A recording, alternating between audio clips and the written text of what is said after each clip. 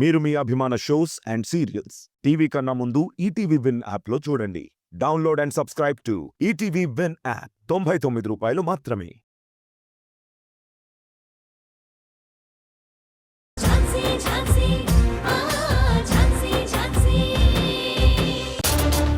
Autopsy report ఏమైంది? No no no no, I want it immediately. Okay okay, నేను మీకు మళ్ళీ కాల్ చేస్తాను. Okay sir. శర్వా కేసు విచారణ ఎందుకు ఆపేశారు? ఆ కేసు క్లోజ్ అయిపోయింది సార్, అందుకే విచారణ ఆపేశాం. మీరు న్యూస్ ఫాలో అవరా? పేపర్లలో, టీవీలలో, సోషల్ మీడియాలో ఒకటే కథనాలు. శర్వా కేసు నీరుగార్చిన పోలీసులు అంటూ ట్రోల్స్ మీద ట్రోల్స్ చేస్తున్నారు. మొత్తం తలకిందులైపోయిందయ్యా. పోలీసులు నిర్లక్ష్యంగా ఉన్నారు, డబ్బున్న వాళ్ళకే కొమ్ము కాస్తున్నారని గోల గోల చేస్తున్నారు. కానీ రూల్స్ ప్రకారం కేసు క్లోజ్ అయితే మనమేం చేస్తాం సార్? క్లోజ్ అయిందో క్లోజ్ చేయించారో ఎవరికి తెలుసు? నిజంగా ఆవిడ కేసు వద్దనుకుంటే ఆవిడ ఎందుకు గొడవ చేస్తుంది? పై అధికారులు చాలా సీరియస్గా రియాక్ట్ అవుతున్నారు. ఒకటే ఫోన్లు, శర్వాకి న్యాయం జరగాలి అని. ప్రజలు, స్టూడెంట్స్, యూనియన్స్ అందరూ ఈ విషయంలో చాలా సీరియస్గా ఉన్నారు. వెంటనే యాక్షన్ తీసుకోకపోతే మనకి చాలా ప్రాబ్లం అవుతుంది. మీరేం చేస్తారో తెలీదు. ఈ రోజు నైట్ కల్లా యాక్సిడెంట్ చేసిన వ్యక్తిని అరెస్ట్ చేసి తీసుకురండి. ఓకే సార్, నేను ఒకసారి లాయర్ భరత్ గారితో మాట్లాడి. ఇంకెక్కడ లాయర్ భరత్? ఇప్పుడు ఆ కేసు వేరే లాయర్ టేకప్ చేశారు. టేకప్ చేసింది ఎవరో కాదు, లాయర్ ఝాన్సీ గారు.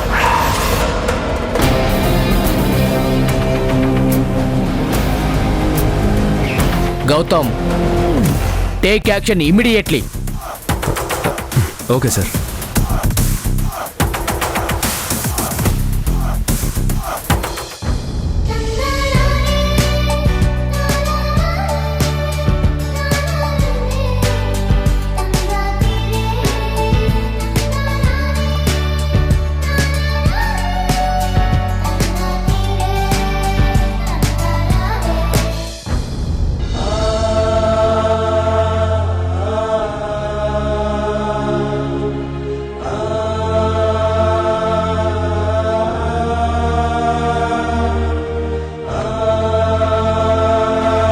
రే వంశీ, మా నాన్నమ్మ తాతయ్య చూడు నా కోసం ఎన్ని స్వీట్స్ తీసుకొచ్చారో.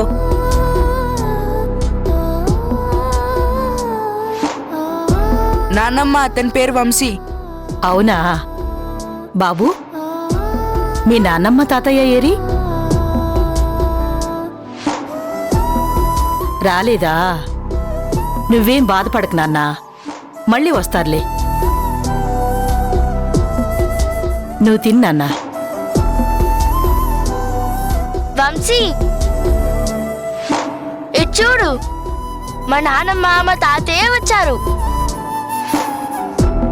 మా తాతయ్య అయితే నాకు హోంవర్క్ లో హెల్ప్ చేస్తాడు, బొమ్మలు కూడా కనిపిస్తాడు.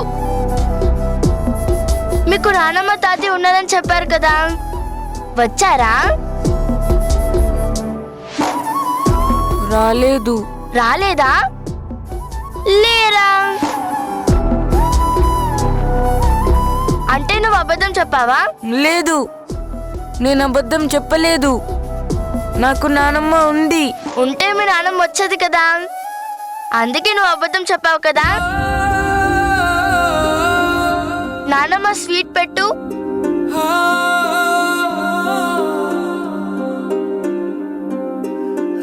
సూపర్ ఉంది నానమ్మ.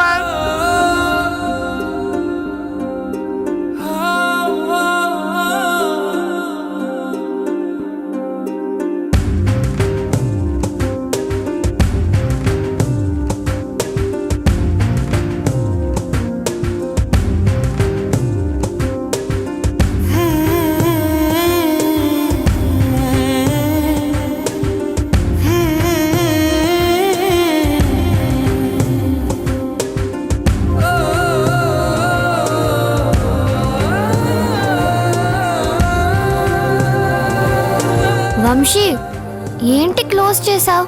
తిను. నేను తినను. ఎందుకు? నానమ్మ రాలేదుగా. ప్లీజ్ వంశీ తిను.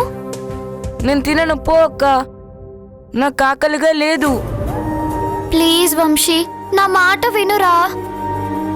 అందరికీ నానమ్మ తాతయ్య ఉన్నారు, మనకు మాత్రం ఎవ్వరూ లేరు.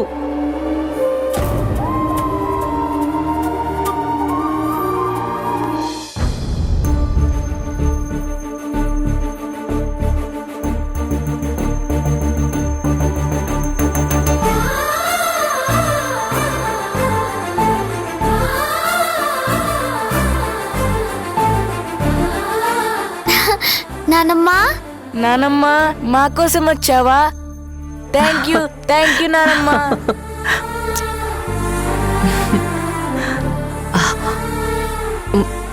ఏంటన్నా? రే చింటూ, ఏ నిషా, నాకు నానమ్మ ఉంటే వచ్చేదన్నావు కదా. ఇదిగో మా నానమ్మ నా కోసం వచ్చింది.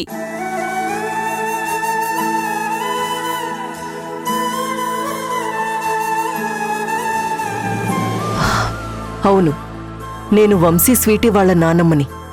సారీ వంశీ. సారీ వంశీ. సరే, భోజనం తిందు గాని కూర్చో.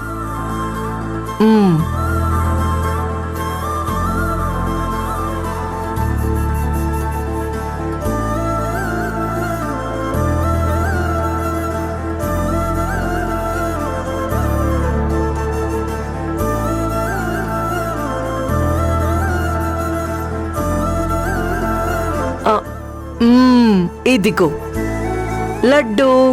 హాయ్ లడ్డు. వద్దు వంశీ. అదేంటి స్వీటీ? నానమ్మ నువ్వు మా కోసం ఇక్కడికి వచ్చావు, అది చాలు. మాకు చాలా హ్యాపీగా ఉంది.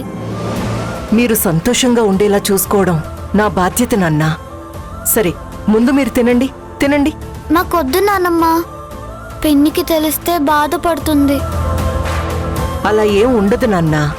ఈ నానమ్మ స్కూల్కొచ్చి మీకిలా స్వీట్స్ పెట్టానని తెలిస్తే మీ పిన్ని చాలా సంతోషపడుతుంది.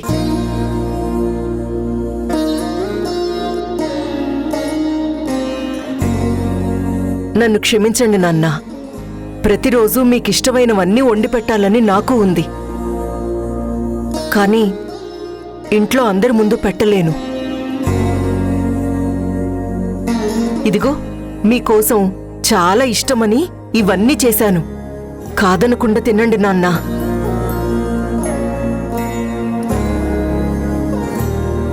ప్లీజ్ నాన్నా, ఈ నాన్నమ్మ కోసం. తిను.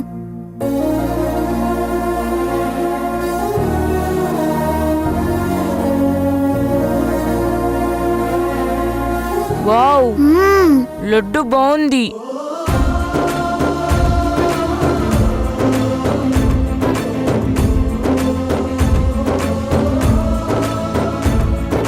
బాగుంది నానమ్మ. థ్యాంక్ యూ రా.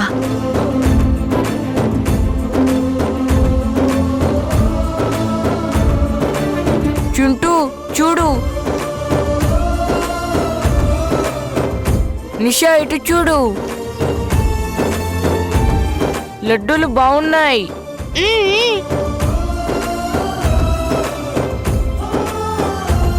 థ్యాంక్ యూ నానమ్మ. నానమ్మ నువ్వు తింటావా? నాకొద్దు తల్లి, మీరు తినండి.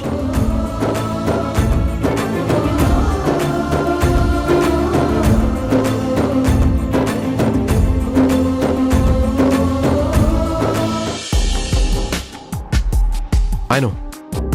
You know everything. So, tell me, sir. ఆ కేసు క్లోజ్ అయింది సార్. మీకేమైనా డీటెయిల్స్ కావాలంటే ఆ గౌరీ గారి దగ్గరికి వెళ్ళి అడగండి. తనను కూడా అడుగుతాను భరత్. ముందు నా ప్రశ్నకి సమాధానం చెప్పండి. మీరెందుకు సడన్గా కేసు క్లోజ్ చేశారో రీజన్ చెప్పండి చాలు.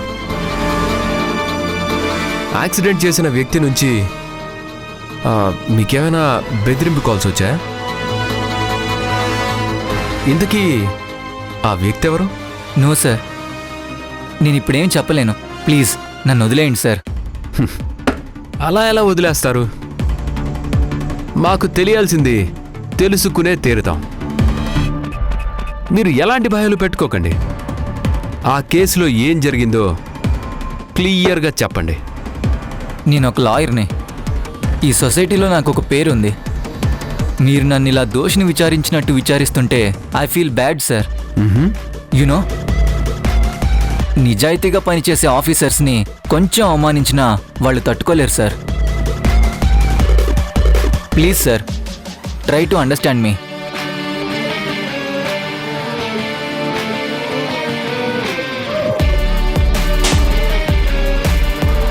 ఈ బ్యాంక్ స్టేట్మెంట్స్ మీవే కదా?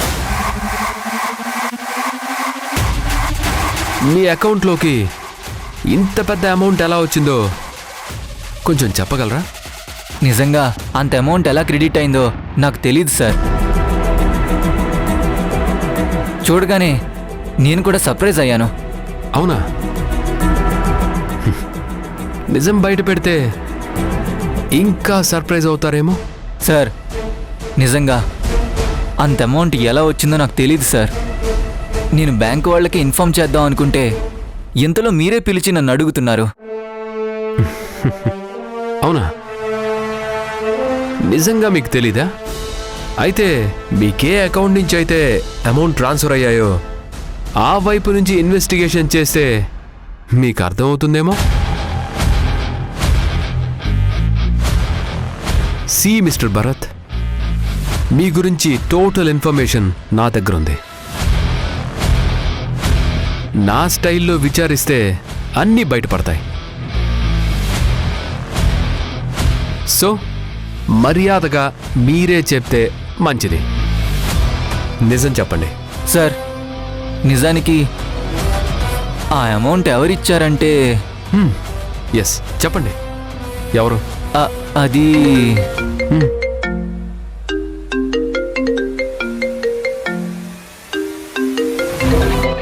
సార్, ఇతనే సార్.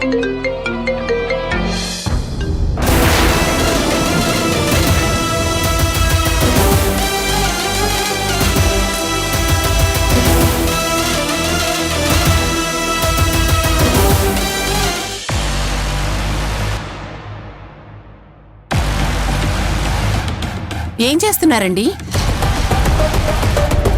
అసలు ఒకప్పుడు ఎంతో సిస్టమేటిక్ గా ఉండే ఈ ఇల్లు ఇప్పుడు ఎవరికి తోచినట్టుగా వాళ్ళు నడుచుకుంటున్నారు కదా. ఇప్పుడు ఏమైందని చిరాకు పడుతున్నావు? ఇంకేం కావాలండి? ఇప్పుడు ఇంట్లో జరిగిన మార్పులు సరిపోవా?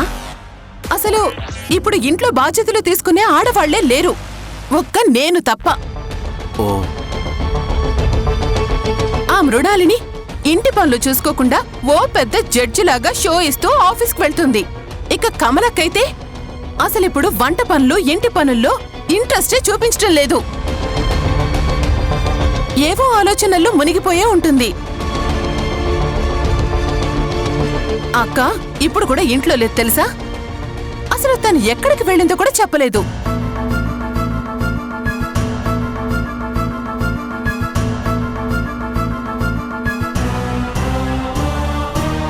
అక్క,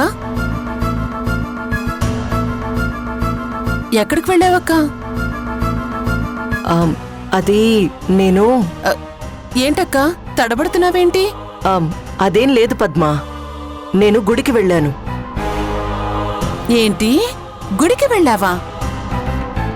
అవును. ఏ గుడికి వెళ్ళావక్క? మరి నాకు ఒక్క మాటైనా చెప్పలేదే? అనుకోకుండా వెళ్లాల్సొచ్చింది పద్మా. నెక్స్ట్ టైం వెళ్ళేటప్పుడు నీకు చెప్తానులే. గుడికెవరైనా పూల సజ్జ తీసుకువెళ్ళాలి కదా, మరి నువ్వేంటి అంత పెద్ద లంచ్ బాక్స్ తీసుకుని వెళ్ళావు?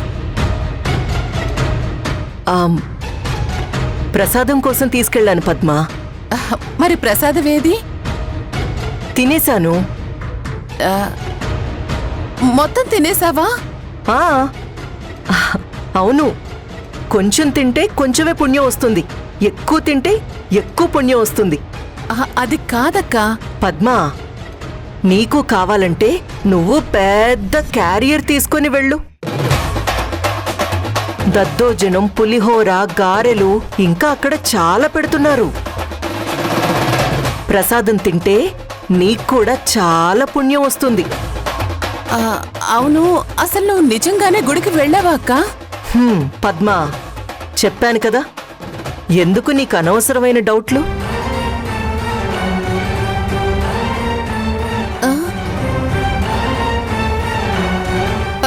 ఇప్పుడు నేనేమన్నానండి? ఎందుకు అక్కలా కోపం తెచ్చుకుంది? నువ్వు అడిగిన దానికి ఎవరికైనా కోపమే వస్తుంది. అది కాదండి, నాకెక్కడో డౌట్ కొడుతుంది. ఖచ్చితంగా ఈ ఇంట్లో ఏదో జరుగుతుంది. అదేంటో కనిపెట్టాలండి.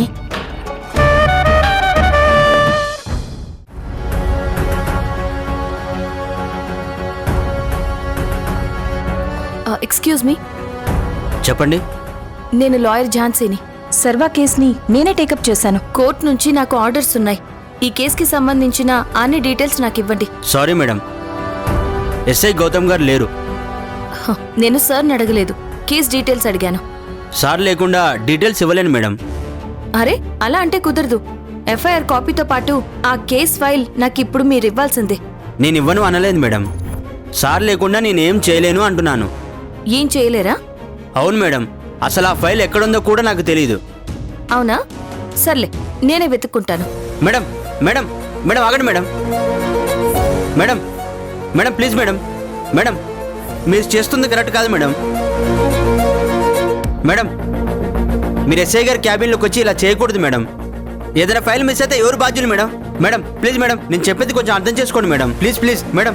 మేడం అర్థం చేసుకోండి మేడం. Madam please. అర్థం చేసుకోవాల్సిందే నేను కాదు మీరు. Madam madam please madam. నేను అడిగిన ఫైల్ ని మీరు ఇవ్వనప్పుడు నేనే తీసుకోవాలి. Please madam. నాకు ఇంకో చాయిస్ లేదు. మేడం జరగండి. Madam madam please madam. Please madam, రేపు వచ్చి తీసుకోవచ్చు కదా. ఎందుకు? ఈ లోపు నిందితుడిని మార్చేస్తారా? మేడం ఈ స్టేషన్లో సీసీ కెమెరా ఉంది. ఉంటే ఏంటి? పర్మిషన్ లేకుండా మీ ఇన్స్పెక్టర్ క్యాబిన్లోకి వచ్చి ఫైల్ చెక్ చేసినందుకు నా మీద కేసు పెట్టి నన్ను అరెస్ట్ చేస్తారా? సరే, నన్ను కూడా అరెస్ట్ చేసి సెల్లో వేయండి. న్యాయాన్ని బతికించడం కోసం నేను ఎంతవరకైనా వెళ్తాను. Madam please madam. Madam madam please madam. Madam madam please madam, నా మాట వినండి మేడం. సమయానికి సార్ కూడా ఫోన్ లిఫ్ట్ చేయట్లేదు. మేడం నా మాట వినండి madam. Madam madam madam madam please madam, నా మాట వినండి మేడం. Madam please madam. ఏంటి మేడం?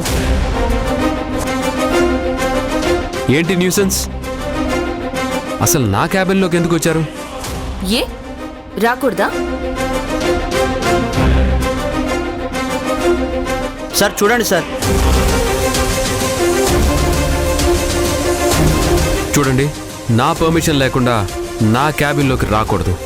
ఏదైనా ఉంటే అక్కడే మాట్లాడాలి. ఇది మీ ఇల్లు కాదు సార్, మీ పర్సనల్ రూమ్ అంతకన్నా కాదు. ఇది కూడా పోలీస్ స్టేషన్లో ఒక భాగమే. నాకు కావాల్సిన డీటెయిల్స్ తీసుకోవడం నా బాధ్యత. అందుకోసం నేను ఎక్కడికైనా వెళ్తాను, ఏమైనా చేస్తాను. You should have some manners Jhansi గారు. సరే, మేనర్స్తోనే అడుగుతున్నాను. సర్వా కేసుకి సంబంధించిన ఫైల్ ఇవ్వండి సార్.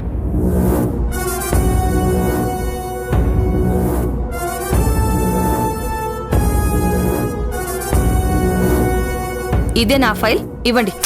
ఝాన్సీ గారు, చెయ్యి వదలండి. మీరు ఫైల్ వదలండి. వదలండి. వదలండి సార్, చెయ్యి వదలండి. మేడం మీరు ఫైల్ వదలండి.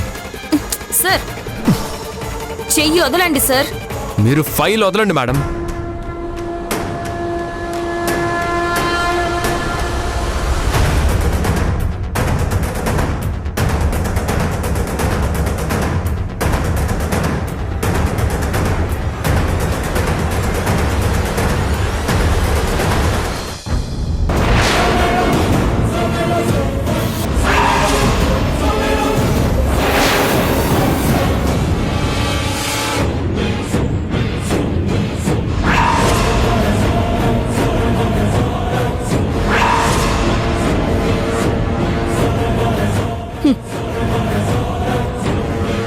ఇతని కోసమే కదా మీరు ఈ కేస్ క్లోజ్ చేశారు? అదేం లేదు మేడం. లాయర్ భరత్ గారు చెప్పేంత వరకు కూడా నాకేం తెలీదు. యాక్సిడెంట్ చేసింది మా మావయ్య అని. Wow, excellent. You are so innocent. కానీ మీ యాక్టింగ్ నా ముందు కాదు సార్. ఎందుకు మీ వర్షంలోనే ఆలోచిస్తారు? నేను చెప్పేది అర్థం చేసుకోరే. కళ్ళ ముందు నిజం కనిపిస్తుంటే ఇంకా అర్థం చేసుకోవడానికి ఏముంటుంది? మీరు చాలా సిన్సియర్ పోలీస్ ఆఫీసర్ అనుకున్నాను, కానీ మీరు కూడా నిందితుడిని కేసు నుంచి తప్పించడానికి ప్రయత్నిస్తున్నారు. ఝాన్సీ గారు, తెలియకుండా మాట్లాడకండి. అసలు అవసరం నాకేంటి? నా సర్వీస్ రికార్డ్స్లో అలా చేసినట్టు లేదు.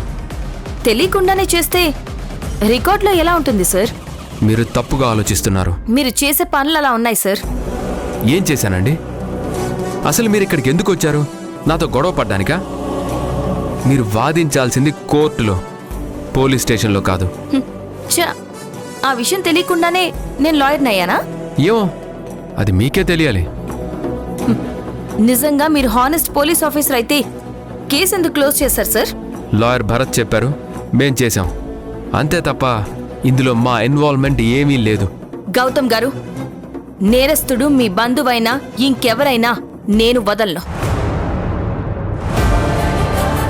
ఈ కేసుకి సంబంధించిన ప్రతి చిన్న క్లూని పట్టుకుంటాను. నిందితుడికి శిక్ష పడేలా చేస్తాను.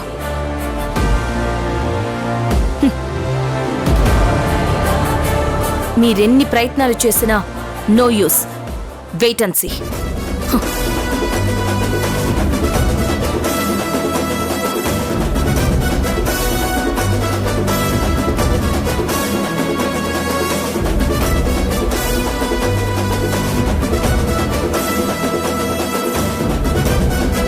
రే, నువ్వు ఆ యూనిఫామ్లో కనిపిస్తే నాన్నకి నచ్చదని తెలుసు కదా.